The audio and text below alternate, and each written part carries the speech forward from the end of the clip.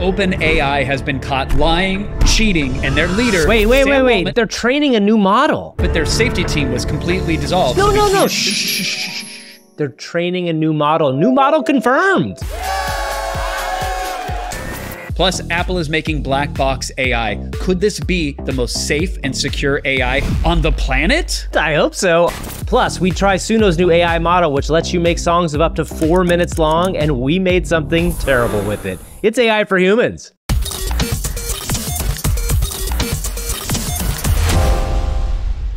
Welcome everybody to AI for Humans, your weekly guide into the wonderful and wild world of generative AI. We are here to demystify the world of AI with all the news, tools, and kind of legal problems we're seeing here now. Kevin, how are you? I'm good. I can't wait to dive into legal issues and red tape. Amongst all of the legal woes and exciting announcements, Gavin, we also have an interview with the gentleman who runs the design company that refreshed our brand. And boy, did we need that coat of paint. If you haven't seen our rebrand, it's out everywhere now. We have a very fun, kind of like fresh, very cool look to the show. But most importantly, the thing we need to ask you all to do, as we do at the top of every show, please like and subscribe, follow us on different channels. By the way, Kevin, did you know that now on podcasts, you follow, you don't subscribe? So follow us on Apple Podcasts, follow our podcast, and leave us a 5-star review on Apple Podcasts. We have a couple new ones today that we're going to read at the end of the show. We really appreciate every single person that listens to us, watches us, does all the things for here.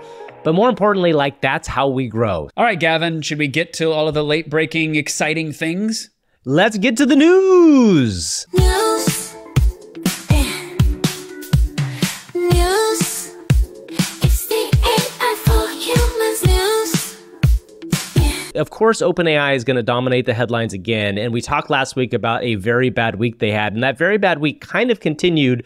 But before we get into that very bad week, and there are some very bad things we're going to talk about, OpenAI released a blog post where they talked about forming a new safety and security committee, which follows up on their news from last week. But in this blog post, there was a little snippet of text that became a news cycle on its own, in which they have confirmed the following. They said OpenAI has begun training its next frontier model, and we anticipate the resulting systems will bring us to the next level of capabilities on our path to AGI. Well, I read the entire New York Times article about this line, Gavin, so I can tell you I know nothing. Yes, and no one knows anything. How the New York Times was able to blast out the headline and an article you have to scroll multiple times through to get to just the quote you said blows my mind, but I will digress for a moment. Let's talk about the internet rumor mill and what people are saying. Is this GPT-5 is one of the big questions, right? It's the next foundational model. Sam has gone on the record saying they don't know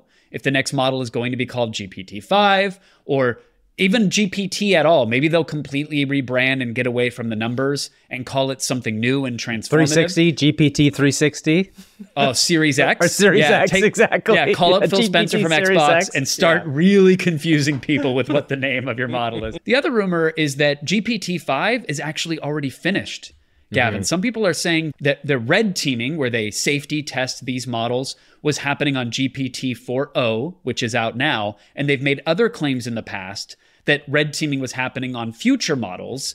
Well, that would mean that it's probably happening on what GPT-5 would be. So they could conceivably be training GPT-6? Yeah, so there's a tweet from a person named Chubby is what they call themselves in their name, where they basically say that the new model that OpenAI says they're training is GPT-5, and here's the reference again. They say GPT-5 was already tested by the red team in April. Training has long been since completed. What has now been started as training is undoubtedly GPT-6. Now, the rumor mill, as you mentioned, in this space, there are all these anonymous Twitter accounts that love to say things. You don't really know how much of these are real, and they do get things right from time to time. But, Kevin, I think that the interesting thing we've said about OpenAI before is that what they are working on is clearly way in advance of what comes down the pipeline to us. Like, we are at the very bottom, kind of like taking the drips at the very back end of it as like the bigger thing is fed at the top. Wait, what is dripping in from where? I don't like this visual. How about we're all enjoying the appetizers, but the chefs are already plating dessert? Oh, okay, that's fair. But what then happens after the meal? That's the drippings. No, Everybody goes to you're the AI troll. in your metaphor. There's an end to this. Like there's an appetizer and there's a dessert. Oh, but there's what happens a after nightcap, the baby. dessert? The party doesn't stop. We're at Sam's restaurant, just om nom and a meal, but this is a whole evening. He's curated a week. Do we think that right now they are red teaming GPT-5? Do we think that they're already done with that and what they're announcing here is this next model? Or do we think that because there's nobody left in charge of safety anymore, that old way of looking at things just doesn't matter? 2 points here, and then we'll move on to the next part of this story, which is a lot of what you're inferring here. I think what's clearly being red teamed right now in my mind is GPT-5, right? Because GPT-4o, in the same way, imagine it as a product or an iPhone, right? The GPT-4o is getting packed up and being ready to ship. Like we're all going to have full access in a couple weeks to what we saw be demoed a couple weeks ago, right? This voice app. And the actual model is already available, the text model. So I think 4o is already done and shipped and out the door. So I think this is at least 5, if not something further. But I think that 5, they talked about at that Microsoft event, like this kind of shift in ability. 5 is probably going to get us a long ways, right? Like, and maybe 6 is the giant thing that they talked about training. They talked about starting to train at their Microsoft event as well. 5, I assume, and this is just after paying attention to this space, is going to come out, I'd say, end of this year. And I think that if 3.5 or 3 to 4 was a pretty big step, I assume that 4.5 to 5 is going to be a pretty big step, and we're going to need a lot of time to deal with that. And so the transition from this point to the next point, which is that this week, more damning information has come out around OpenAI's business practices, specifically with a kind of inflammatory and really frightening interview with Helen Toner, one of the OpenAI board members who was first involved in the firing of Sam Altman and then subsequently left the board of OpenAI. For those who haven't heard the TED Talk with Helen, we're going to play a little clip right now just to bring you up to speed. The OpenAI board was not a normal board. It's not a normal company. The board is a nonprofit board that was set up explicitly for the purpose of making sure that the company's public good mission was primary, was coming first over profits, investor interests, and other things. When ChatGPT came out, November 2022, the board was not informed in advance about that. We learned about ChatGPT on Twitter. So that was the TED AI show with Bilawal Sidhu. Fantastic podcast. Everybody should go listen to the full length there. But I love the way your eyebrows popped out of frame, Gavin. They couldn't catch it when she mentioned that they were even unaware as a board that ChatGPT was getting released. And I have some thoughts on that, but I'm curious. You seem very surprised. Well, okay, so there's a couple things here. One, this whole interview is pretty inflammatory, right? Like there's not only is there that fact, which I think is a really disturbing idea of how conceivably a company is run, right? When the board is created to kind of show oversight over any company, whether it's a profit or a nonprofit. But then the second part is she talked about how Sam was like lying to them. Now, I will say my thoughts on this are twofold. One, of course, you want to hear all voices involved in this conversation. Every conversation is multifaceted. You need to hear all parts of it to kind of get a sense of where things are. And we haven't really heard from Helen really since the whole thing went down in November. I also wonder, it's interesting to me that all of this stuff is kind of hitting post GPT-4o, post that big press conference, post the Scarlett Johansson stuff. And it does feel a little coordinated to me. And I'm not a conspiracy person. I don't believe really in conspiracies, but it does feel like all of this is like a shiv kind of being pushed into both Sam and OpenAI. And as we mentioned last week, there's all this bad blood that built up over that time. So what better time to kind of like kick somebody when they're down, when they have all these things hitting them at the same time? I think that's how a lot of people are feeling in the wake of it feels like the 1, 2, 3 punch, and it just keeps coming. But to your point, maybe that timing is everything, because on its own, this would be just one board member that was a little upset that they didn't get their way. And so now that's sour grapes and we're all chomping on them. So in defense of the learning about ChatGPT coming out on Twitter, you and I both know because we were covering it, ChatGPT took the company by surprise. Nobody thought this little thing was going to be anything. They wanted it out. They wanted people to play with it, but they thought it would be more for like researchers and developers and coders. They did not expect it to catch fire. So some would liken it to if you're Canva and you're releasing a new tool, do you have to call the board together to say, hey, we got a new magic eraser and I want to make you all aware of it? Like, do you have You should to? call the board if you're going to do an insane video presentation like Canva did last week. And if you haven't seen that, you must go watch it. Can redesign your work, Canva got that glow up. We redesign everything from the flow up. Customize your workspace and make it your own. Ooh, now you making magic when you up in the zone. You must go watch it. But that true. should have been a board involved The pop and lock decision. routine Yes, should have had board exactly. approval, you're saying? Exactly, yeah. Speaking of safety, we have a very special guest on the show, Kevin, and this person reached out to me specifically because they told me that they are being hired by OpenAI to bring about a safer environment for AI. So shall we that's meet? great. Shall we meet our AI co-host today?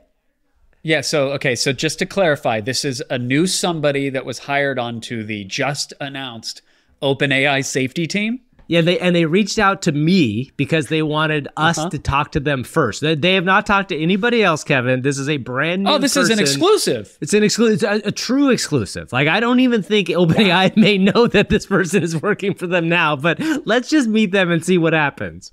Hey kids, I'm AI Safety Steve. So excited to be here on the AI for Humans podcast. Let's dive into the wonderful world of AI safety. It's all about making sure our friendly AI buddies stay safe and sound just like us. Remember, kids, safety is Steve. We're going to have a blast learning together. LOL, let's get started and make AI safety super fun. Wow, and it's easy to get lost in the sauce on that one because there was a bunch happening there. As far as I could tell, Safety Steve probably should have some clown music going on behind them. Do you think he's a kid show host? Is that what's going on here? We have to dive a little deeper. Yeah, he definitely called us kids. He also says that we have to make sure that our friendly AI buddies stay safe, which is interesting. I thought the whole point of the safety team was to protect the humans from the AI, but it sounds like he's got a different thing going on. So let's ask him about both those questions. Let's ask him, is he a kid show host? And then to say, like, kind of who are those AI buddies he's talking about? Oh, hey there, Kevin and Gavin. Great to be here with you fine folks. Yes, I did host a kids show once, and those habits die hard. Sure. Our AI buddies are the programs and systems we interact with daily. They help us with everything from finding information to controlling our homes. But let's keep it light and fun, shall we? Remember, safety. Okay, all right. Steve. Safety is Steve. Now, Yes, we got it. Who's ready to learn about keeping our AI friends safe and sound? I don't love this, Kevin, because if this is OpenAI's new employee, I don't feel like they're very qualified to talk about AI safety. Feels to me like we haven't asked their qualifications. Yeah, let's Gavin. I ask. feel like Let's ask. What? you're kind of on the they're offensive here. Maybe they've got a Steve- PhD. Maybe they got a PhD in computer science, and this is just a secondary thing they do. Steve might have a whole wall filled with framed certificates of Exactly. Yeah. technologies we can't even pronounce. Maybe he took the LinkedIn course on a ChatGPT. Let's just say my path to AI safety leadership was a bit unconventional. I might have started out in kids' TV, but that just means I know how to make learning fun and engaging. Why the would you ask me that, Well, though? Steve, Who cares how I got here? The important thing is we're all about safety, right? Remember, Steve. kids. Safety Steve. is Steve. Yeah, we got it. LOL. LOL, And Steve. hey, don't question me again. Steve, Steve, first of all, you gotta back away from the mic. You really do. That's a lot. He's really popping those peas. Okay, we got to ask him one last question. I hope it won't set him off, but I really do want to know. I need him to tell me exactly where he went to school. Like, I want to know real We know nothing information. about his qualifications. No, All he did this was seems- attack us for asking. This could be another giant controversy for Sam Altman and OpenAI. We just are trying to save them. Oh, come on, Kevin and Gavin. Why the do you keep pushing this? You No. want specifics? Fine. I was brought in because I'm great at making complex topics fun and understandable. I've got a team of AI experts who swear by my methods. What are but your seriously questioning my qualifications? Yes. That's just insulting. Do you really think I'd be here if I wasn't capable? You know what? This. Okay. I don't Steve. need to sit here and justify myself to you two. Remember, kids, No. safety is Steve. That's and you know great. what? Don't question me again. No, I'm Steve, out Steve, of hold on. here. Steve, Wow. wow, this. Okay, that's it. That's Kevin, I don't it. know what to do with this. I mean, I guess He we gotta air unswallowed this. the microphone and walked Yes. out of the room. This is the truth people are expecting to see. They want to see the truth of what's going on at OpenAI. Clearly, safety, Steve is making his way there. We still have one more OpenAI story to get to, Yes. Gavin, before we hop to the rest of the big news in the week, and that is OpenAI striking deals with other publishers. That's right. So there's big news that came out this morning. This is Wednesday morning that OpenAI has struck a deal with both The Atlantic and Vox Media. I used to work at Vox Media, just as a quick disclosure. But this is kind of a big deal because this is following up on the deal with a News Corp that came out a while ago, plus Reddit, all these other content deals. One thing that was super interesting about this was Nicholas Thompson, who's the CEO of The Atlantic and actually worked at Wired for a long time, put out a pretty cool video on OpenAI kind of giving his thoughts on why they did this deal. And Kevin, I think one thing that a lot of journalists have been feeling pain around for a long time is this idea that in the mid-2010s, Facebook and Google both kind of made these promises that journalists were going to get paid to put their work on these social networks. And instead of seeing it on your own personal website or your company's website, Facebook would serve this thing up. And then what happened is there was an early promise and some money was paid, and then Facebook kind of turned the dials based on what they wanted and what they needed, and people saw traffic go down. And it gave this kind of like really terrible kind of business model to journalism. And I think what Nicholas walked through in this was like, look, the world is changing. We are going to try to do this. It doesn't mean we're always going to do this, but it does feel like the future of this world is these chatbot experiences. And within these chatbot experiences, we want to at least be featured. We want to at least be cited. We want the ability to kind of get our information and to have value for what we've created. The Vox Media side of it all, Nilay or other people at The Verge have often been pretty critical about OpenAI. And Nilay put out a post on Threads this morning, which basically says, look, I don't have a lot to say about this right now, but we generally at Vox Media have separated out business and editorial, which of course is a very smart thing to do when you work at a company like this. I think this is going to become a bigger story, and I assume that a lot more of these deals are going to be getting done because it probably is the next iteration of the internet in some form or another, the next iteration of how material is going to get delivered to you. Mm-hmm.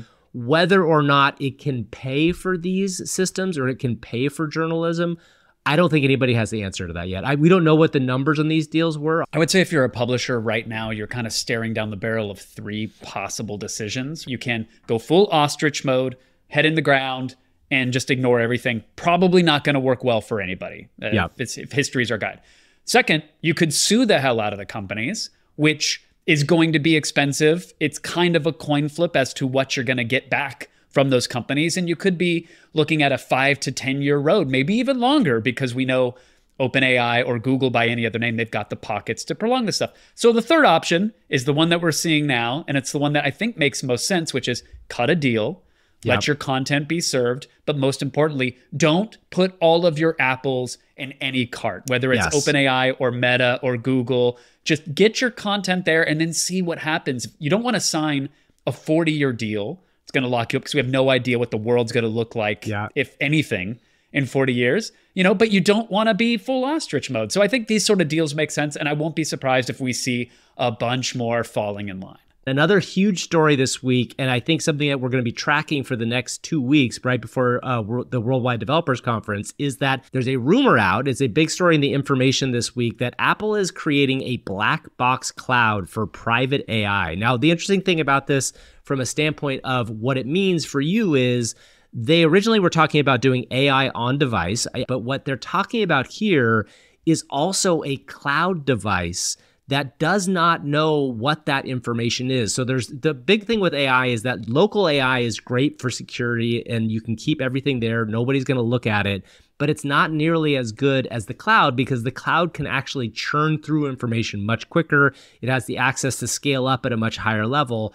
What is really interesting about this is Apple is now supposedly talking about creating a black box cloud, meaning that an AI that could exist with all that power but is private and doesn't know much about what your data is, if at all. So this is pretty cool. The Information broke this story today, so shout outs to them. They do some great work over there. But Apple chips in data centers is the thing to remember. ACDC, as they supposedly call it. Back in internally. black. Black box Back cloud. in black. Back Box in black. of AI? Back box cloud. What? Cloud. It's cloud infrastructure. Well, they should put us on stage at the Canva thing, and that's what this would have been. We could have had a whole bit. We redesign everything from the flow up. We've been talking about this for like the last year, that when Apple moves in, one of their features is going to be privacy. They're one of the few companies that charges a premium up front, so they don't necessarily have to make their margins off the backs of day trading their customers' habits and information. Not that they don't do that to some extent. I'm speaking broadly here. So the point is, it's not surprising that they're saying, hey,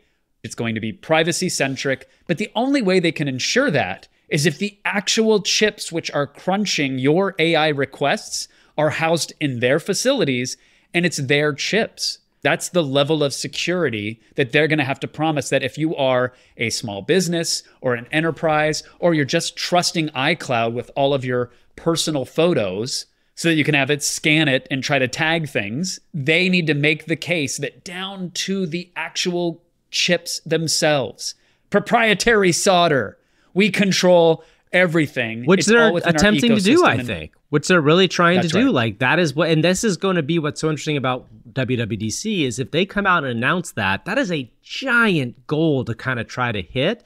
But it does seem hard for me to believe that they could really scale that big, that fast, but more power to them if they can. They've been making these chips with the promise of their superpower processors for AI. So it would make sense they're going to put a bunch of them in a server somewhere and use it to crunch data. It also helps them wean off the narrative that NVIDIA is the kingmaker here, right? Yeah. Google has announced they have their own chips. Microsoft's been working on their own. We know OpenAI and Sam Altman want their own, but Apple has their own already. And so if they can show that those chips are already crushing it, then that's a great narrative for them to have. They don't need NVIDIA to win this AI race. So we think it's interesting. You're right. We're going to be tracking this for the next 2 weeks and then beyond, because WWDC is happening soon. And I expect more and more leaks to happen up until then. And then to round out the news, Gavin, before we move on to the rest of our program, I want to shout out a TED Talk demo that kind of set the AI world on fire last week. GitHub is owned by Microsoft. It is a massive site where programmers can share their code and collaborate, and you can find a lot of cutting-edge AI stuff there.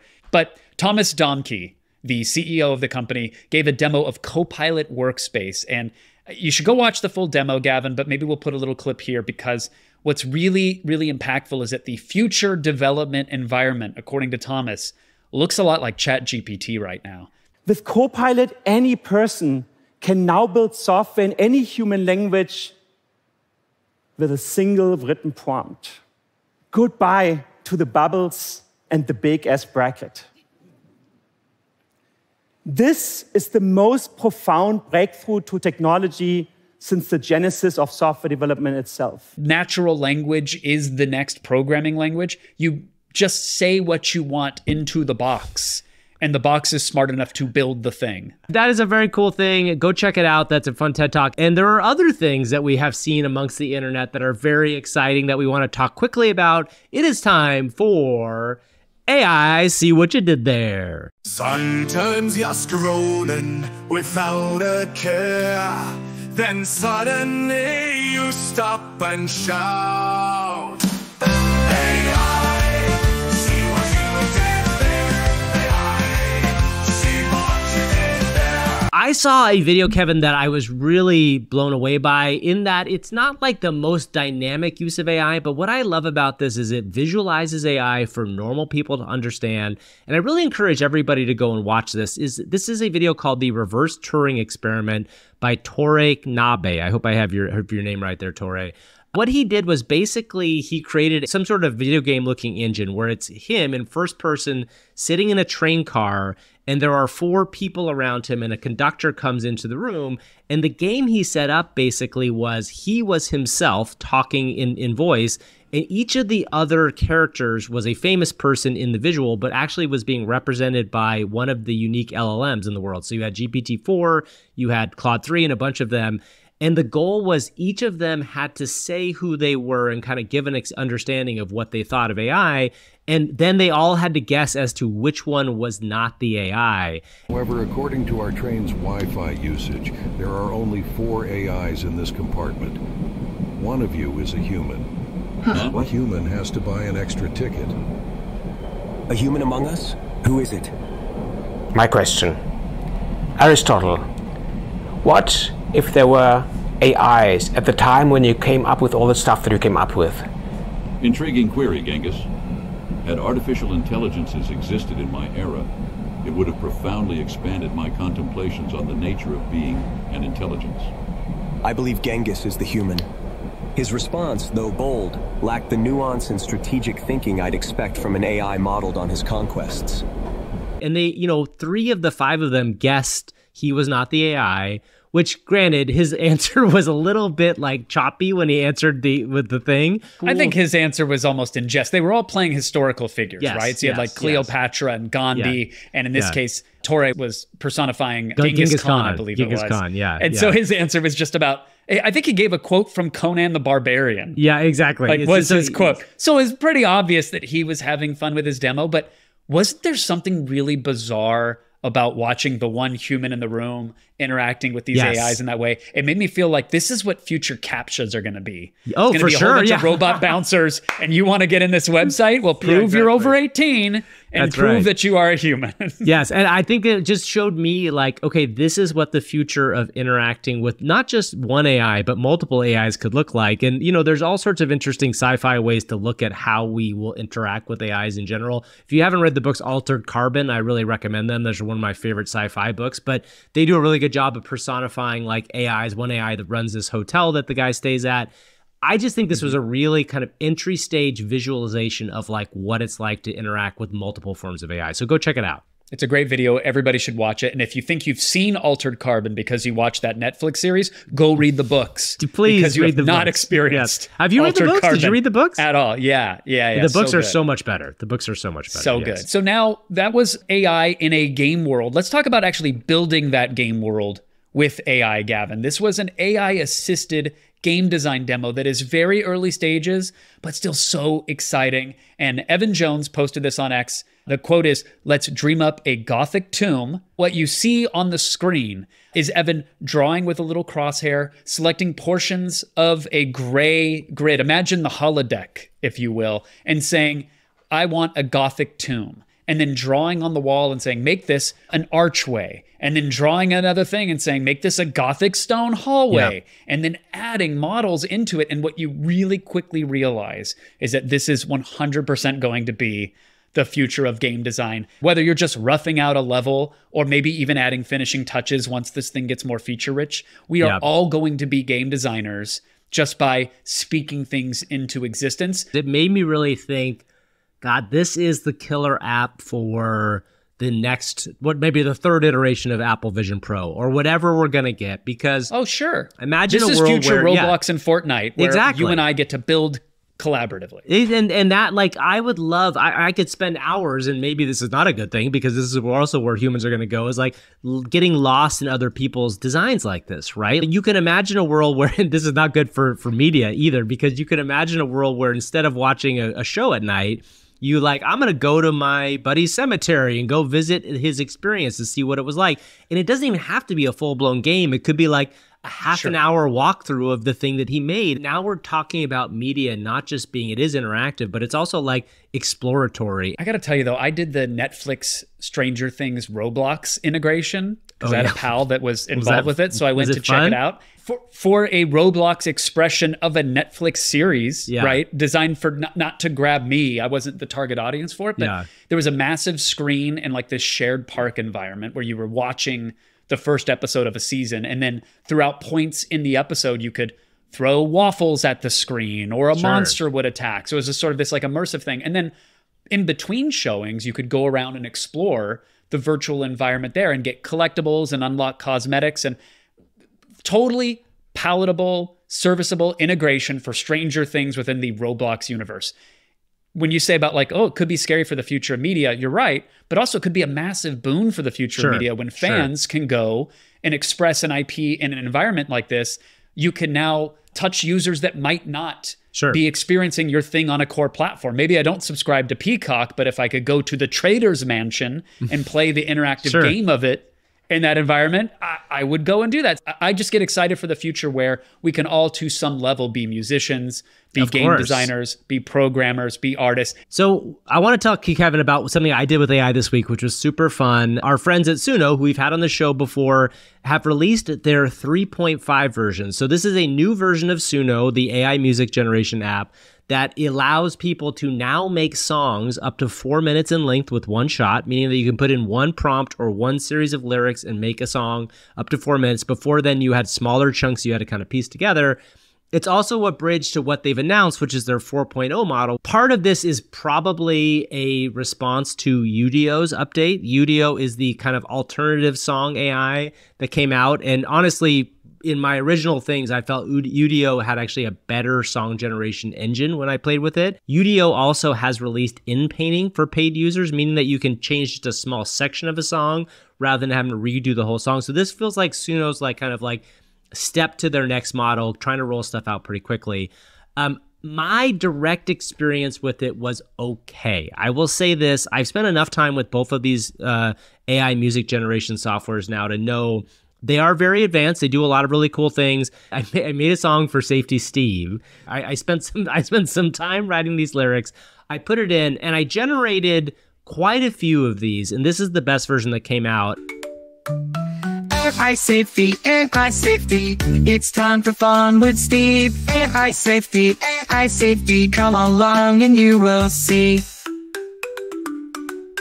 Hey there kids, it's Safety Steve with AI rules you won't believe. We keep our AI totally aligned with super duper fun. It's fine. AI safety, Just so I know, Gavin, is he about to turn on the kids? At Okay, the I just end. want to make sure if I was going Just to get to bleep the something. end. Okay, Just I just get want to to the warn end. the Yeah. sensitive listeners. Yeah. safety, it's time for fun with Steve. AI safety, come along and you will see. Steve's our guy, he's super cheery, but is he qualified? We trust him with our AI care, though his background's a bit unclear. AI safety, it's time for fun with Steve. AI safety, hopefully no one dies. Oh, and that's all you could ask for. Hopefully no one dies. Exactly. Okay, so Hopefully no one so- dies. Now that was one of many generations, as you mentioned, Gavin. That Yeah. was a minute long. Now, in the past, you wouldn't have been able to generate something that long. I did do a 4-minute version. I'll get to one other thing I did in a second to talk about it.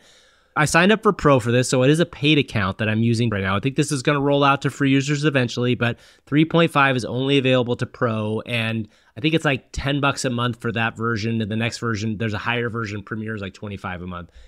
I will say if you're used to doing these on the free account, it is so much faster. Like you can get generations out now on 3.5. It took like 2 to 3 seconds to make these generations, which is really remarkable considering it's making a whole song, right? The thing, Kevin, that drove me a little crazy about this is in every generation I tried, and I'm just going to tell you all what the prompts were for this. I called it Safety Steve. I put the lyrics in myself. I wrote these in with the help of I think with ChatGPT. Children's music, male voice, kids TV theme song, bouncy, marimba, fun, childish, right? So those are the prompts that I put in. No matter what I did, I couldn't get that voice to be clear. You know, you hear that voice and it's almost like a little bit like, it almost feels a little bit robotic, that kind of the voice you're hearing in the song. And I really I struggled as much as I possibly could to get a non-robotic voice out of this. What it seems like to me Suno works better with is like kind of traditional song genres. Like it doesn't do the stuff that Udio does a little bit better, which is kind of like weirder jaunts to different sorts of things. Although I will say I tried to do this with Udio and it completely failed in a very funny way. Hey, it's Steve, and he's gonna teach us all about AI safety.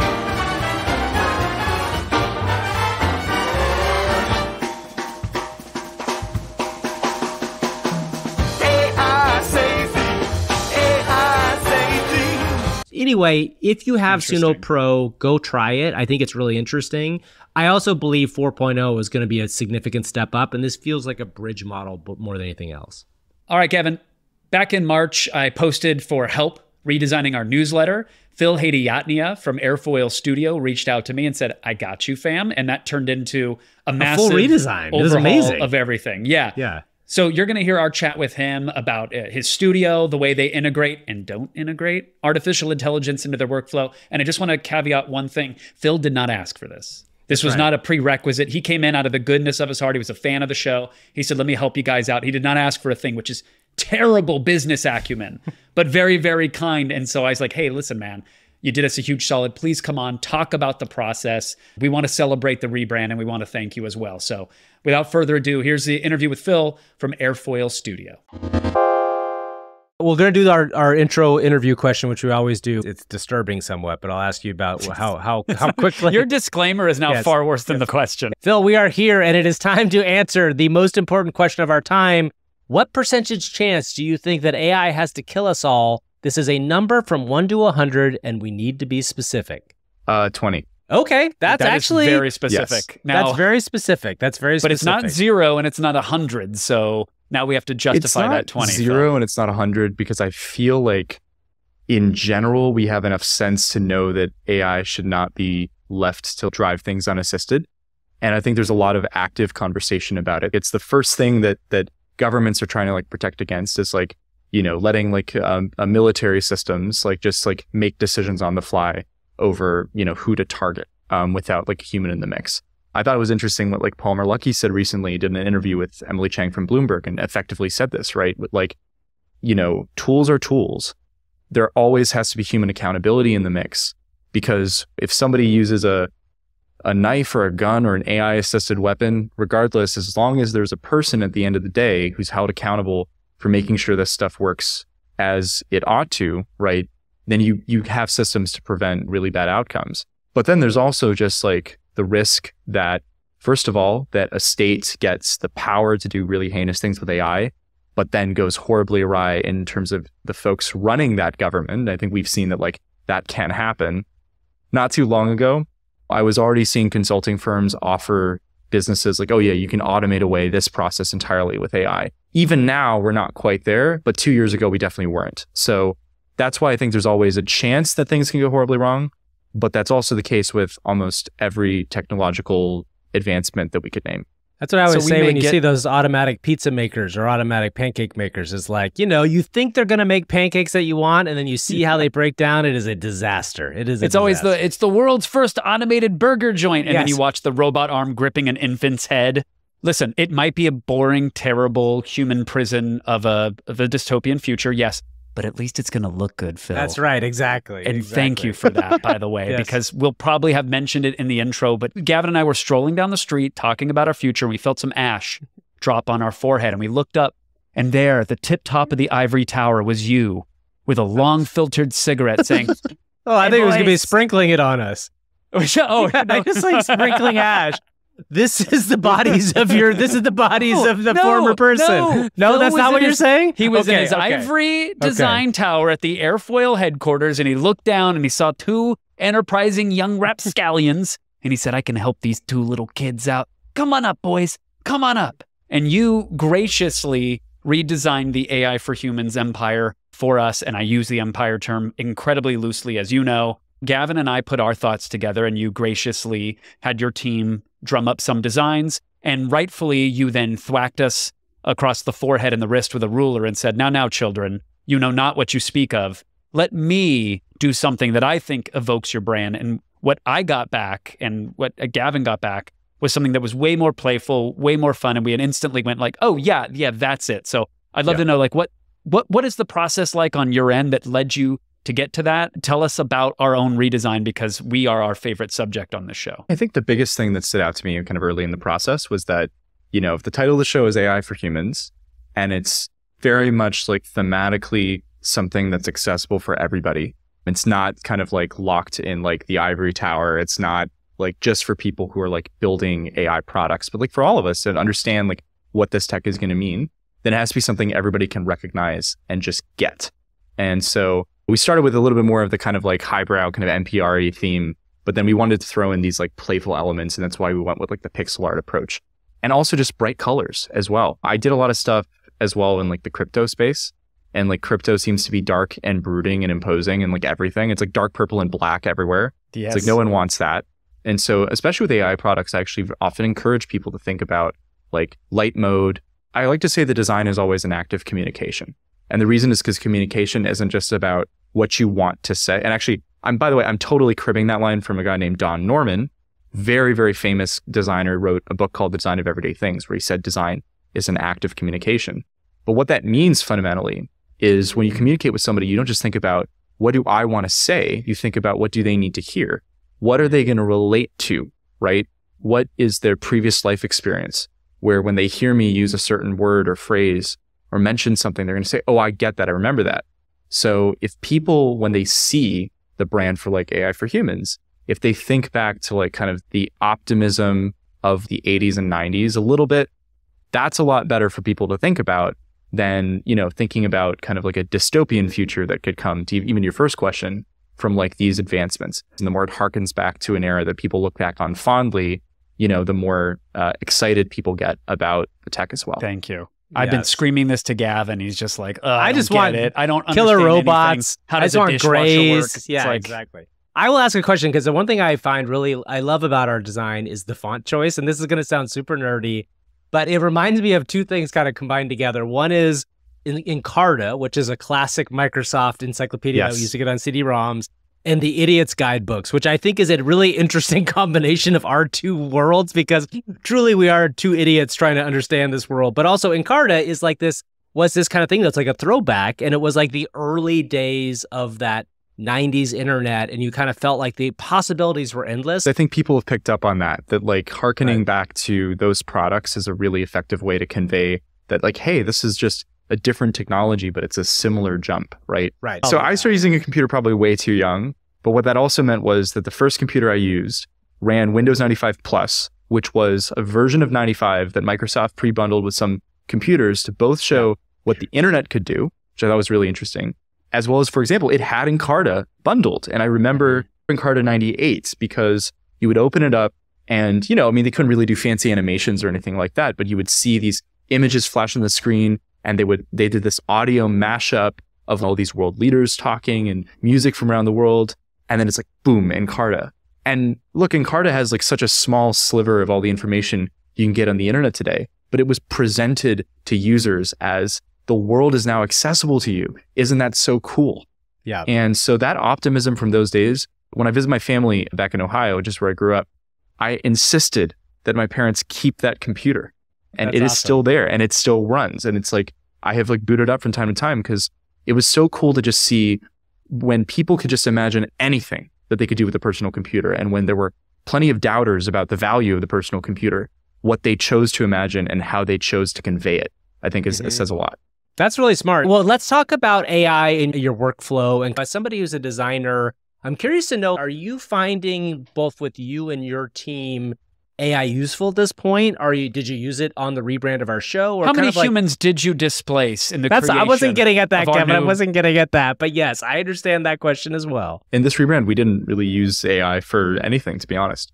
I think it's important to kind of talk about also like where AI can really provide value in this process, because I think people sometimes misunderstand the value that designers actually bring to the table. I'm in SF for 2 weeks, and I was at this mixer, and somebody was asking me very much that same question, was like, so are you concerned that like AI is just going to displace designers? Like eventually AI is going to just commoditize design, and, you know, we're going to be able to like push a button and get an interface.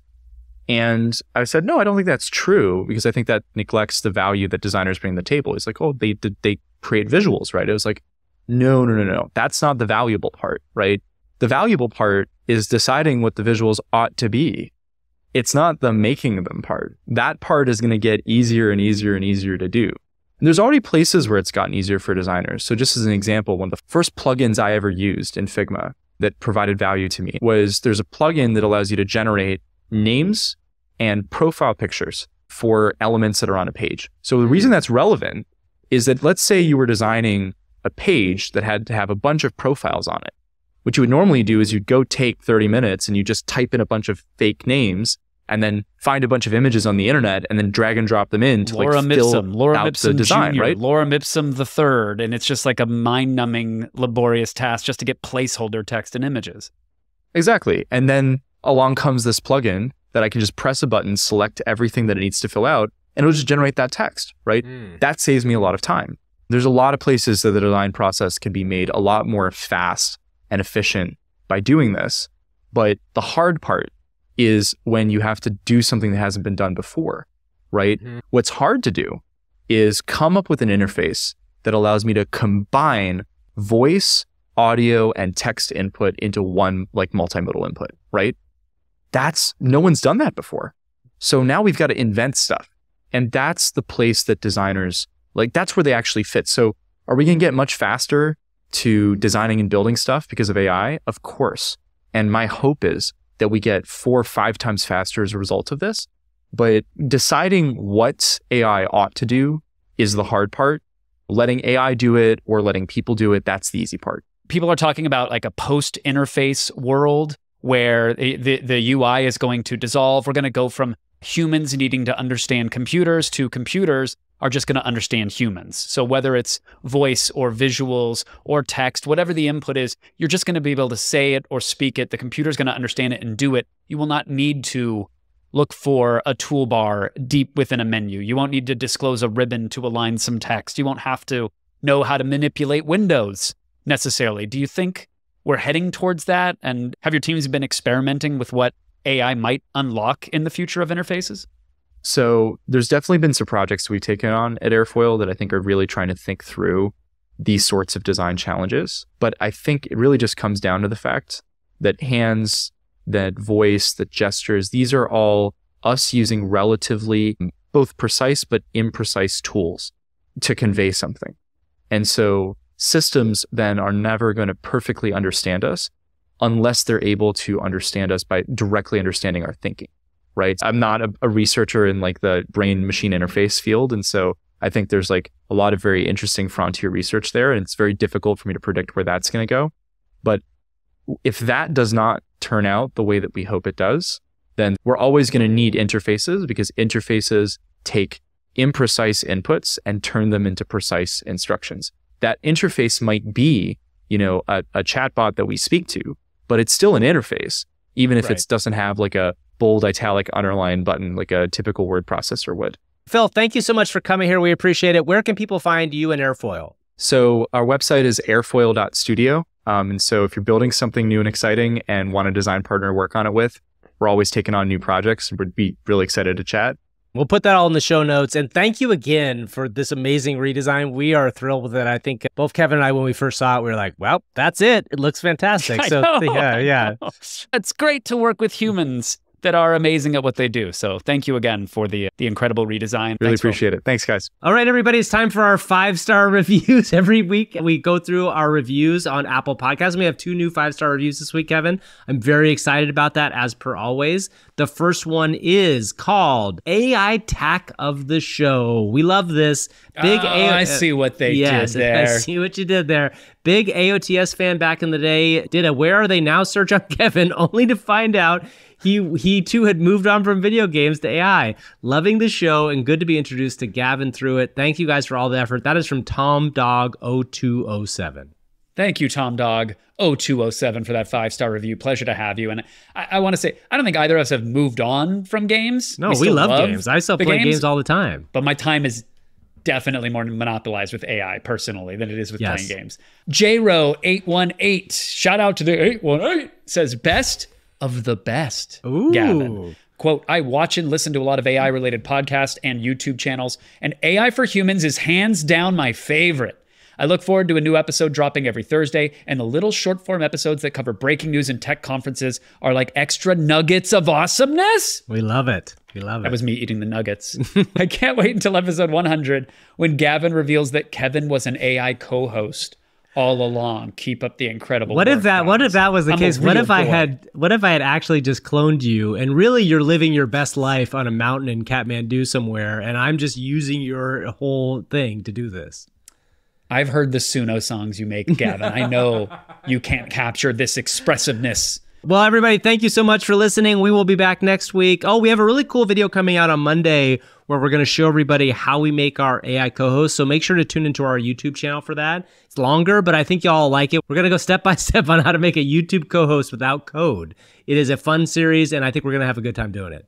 Remember, like, subscribe, engage. It genuinely helps us out. It's the only way we can grow this podcast. We do not advertise, so we actually rely on you solely. We are putting that burden on your shoulders. Thank you in advance. 5-star reviews, comments, shares, likes. Thank you. Goodbye.